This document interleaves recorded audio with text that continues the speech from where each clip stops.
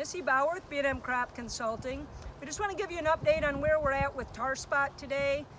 So a few things to kind of pay attention to. One, get on and check out the IPM, the pipe maps that kind of show county by county if it's been documented for the year or not. So if you look at those current maps today, you can see a fair amount out in Iowa, parts of Indiana with a fair amount. I'm up in southern Michigan, we're pretty clean yet. So it really depends on the weather in your area, whether or not you're going to have earlier pressures or not.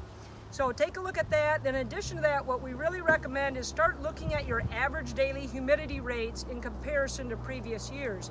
So for us in 21 is what we call our firestorms. We had super high average daily humidities, lots of days above 75%, which is really going to trigger the environment for it.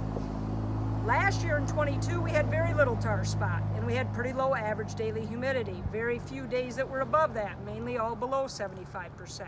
So when I look at this year's chart, I would say we're tracking closer to 2022 than we were 21. So in our area, the weather data is telling us to kind of be patient with our fungicide applications.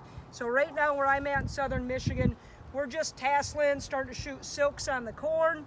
And timing wise, for putting our fungicide on, we're gonna just be a little patient. Since the tar spot's not pushing us, we know we got a long way to go on grain fill, and we got to stay clean all the way to the back side, because eventually we'll get the humidity that will push the tar spot. Probably going to be more likely to happen in August now at this point. So if I can wait and put on my fungicide closer to what we call brown silk or R3 milk stage, I've bought myself a lot of time on the back end. So as long as I'm clean of disease right now, like I currently am in Michigan, we're going to be patient with our applications. Some of you others maybe got to push your application because maybe you got heavier pressure or you've had higher average daily humidity. So utilize those maps, utilize average daily humidity, and try to dial in your timing for your fungicide applications.